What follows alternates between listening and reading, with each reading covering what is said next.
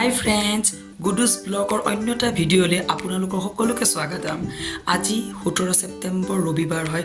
ৰবিবাৰে আবেলিৰ পৰা মই ব্লগটো আৰম্ভ কৰিছোঁ। গুডুৰ পাপাই এতিয়া আবেলি ব্ৰেড অমলেট খাব বোলে, তাকে বনাবলৈ যাওঁ। এতিয়া মই এগ বাটাৰ ব্ৰেড যোগাৰ কৰি লৈছোঁ। আধা চামুচমান বাটাৰ গলাই পেলাই মই ব্ৰেডত সানি ল'ম।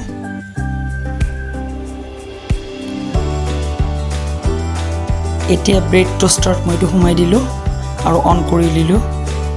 এয়া হৈ গ'ল মোৰ ব্ৰেড টোষ্ট। এতিয়া মই 1 চামুচমান অলিভ অইল দি আৰু অকণমান পানী ছিটাই লৈছোঁ টেৱাখনত, যাতে কণীটো লাগি নাযায়। ইয়াত মই এতিয়া এগটো দি দিছোঁ।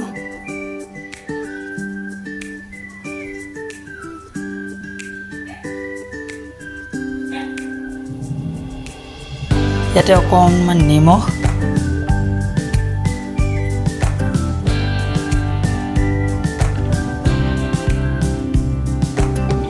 আৰু অকণমান জালুকৰ গুড়ি দি দিছোঁ। মোৰ ব্ৰেড টোষ্ট অমলেট ৰেডি হৈ গ'ল, লগতে অকণমান চাটনি। এয়া গুডু ৰেডি হৈছে।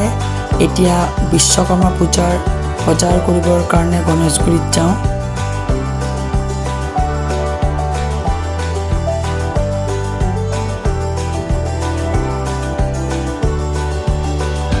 মানুহৰ ভিৰ পূজাৰ বজাৰৰ কাৰণে। এয়া গণেশ মন্দিৰ আহি পালোঁ।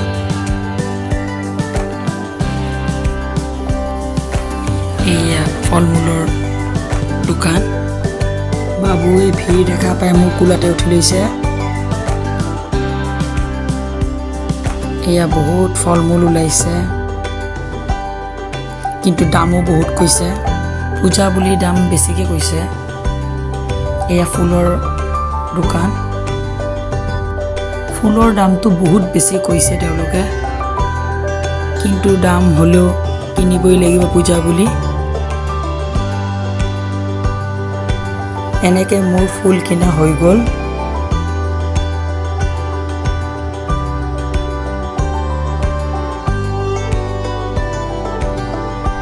বহুত বেছি ভিৰৰ কাৰণে গুডুৰ পাপাৰ ওচৰত থৈ আহিছোঁ।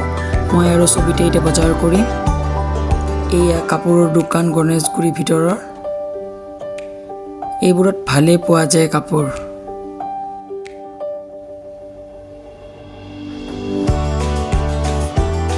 ছবিতা আৰু মই এই গৰমৰ মাজে মাজে আমি বজাৰ কৰি ঘূৰি ফুৰিছোঁ। ছবিতা আৰু মই এই গৰমৰ মাজতে বজাৰ কৰি আছোঁ। গণেশগুৰিৰ এই ফুটপাথৰ বজাৰখনৰ বস্তুবোৰ কম দামতে পোৱা যায় আৰু ভালো হয়, ডেইলি ইউজৰ বস্তুবোৰ। এতিয়া অকণমান ফুচকাই খাই লওঁ।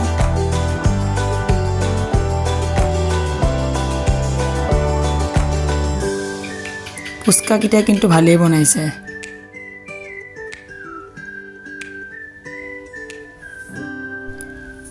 কাপ প্লেটৰ দোকান। ইয়াত ঘৰত সজোৱা ক্ৰিষ্টেলৰ বস্তু ধুনীয়াই পোৱা যায়। এইখিনিক বেডি মাৰ্কেট বুলি কয়, য'ত এই কাপ প্লেটৰ দোকানখন আছে। এয়া কাপোৰৰ দোকান। এতিয়া বজাৰ কৰা হ'ল, ঘৰত যাওঁ। ঘৰত যোৱাৰ আগতে বাহিৰে বাহিৰে গণেশ মন্দিৰত সেৱা কৰিছোঁ। কাইলৈ ৰাতিৰ পৰা গণেশ চতুৰ্থী লাগিব, সেইকাৰণে গণেশ মন্দিৰটো ধুনীয়াকৈ সজাইছে। আজি 18 ছেপ্টেম্বৰ সোমবাৰ হয়। আজি বিশ্বকৰ্মা পূজা। কালি আধাতে এৰা ব্লগটো আজি কণ্টিনিউ কৰিব লৈছোঁ। এয়া ৰাতিপুৱাৰ পৰিৱেশ। এতিয়া মই বিশ্বকৰ্মা পূজাৰ কাৰণে ঠগি যোগাৰ কৰিছোঁ। ফল মূলখিনি কাটি লৈছোঁ। এয়া মোৰ নাৰিকল কটা হৈ গ'ল, ঠগিখন ৰেডি হৈ গ'ল। ফল মূলখিনিও কাটি লৈছোঁ।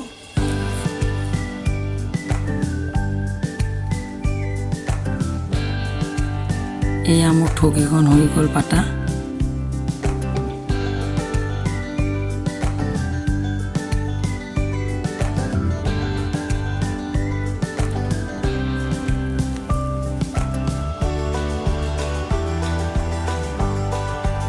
এনেকৈ ভগৱানৰ ওচৰত চাকি বন্তি লগালোঁ।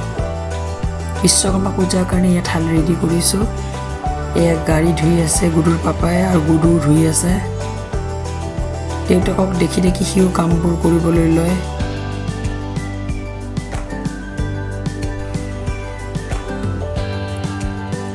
এয়া গাড়ী পূজা দিছোঁ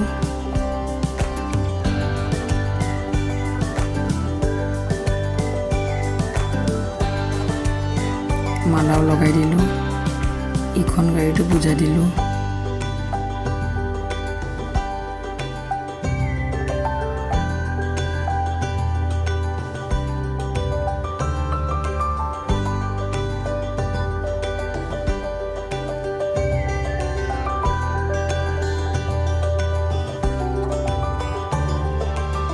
এয়া মালা লগাই দিলোঁ এতিয়া স্কুটিখনতো পূজা কৰি দিলোঁ ইয়াতো মালাডাল লগাই দিলোঁ আজি ৰাতিপুৱাৰ ব্ৰেকফাষ্ট চিম্পল এতিয়া বিশ্বকৰ্মা পূজা গুডুৰ পাপাৰ অফিচত আছে তাতে যাবলৈ ৰেডি হৈছোঁ এয়া গাড়ীৰ ভিতৰত গুডুৰ উৎপাত গুডুৰ পাপাৰ অফিচ আহি পালোঁ ইয়াতে বিশ্বকৰ্মা পূজা হৈ আছে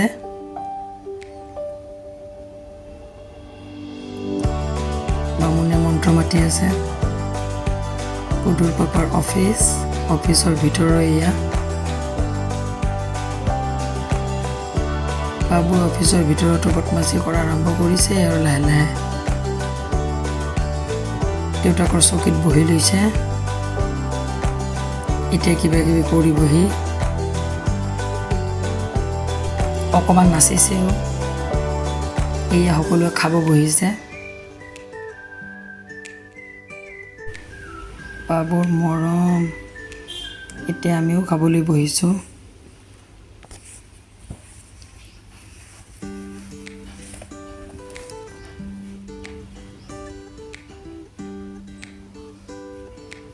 বাবুৱে নিজে খিচিৰি খাবলৈ লৈছে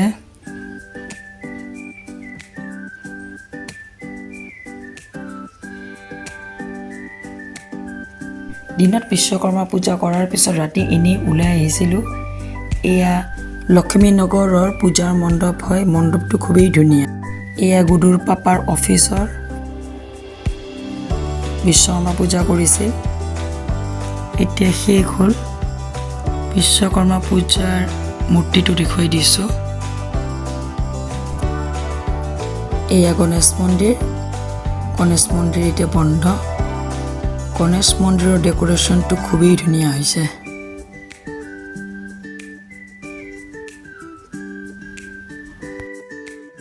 আজি এনেকৈ আমি বিশ্বকৰ্মা পূজা কৰিলোঁ বিশ্বকৰ্মা পূজাৰ এই ব্লগটো চাই কেনেকুৱা পালে প্লিজ কমেণ্ট কৰি জনাবলৈ নাপাহৰিব লাইক কৰিব ছাবস্ক্ৰাইব কৰিব আৰু কাষত থকা বেল আইকনটো দবাবলৈ নাপাহৰিব বাই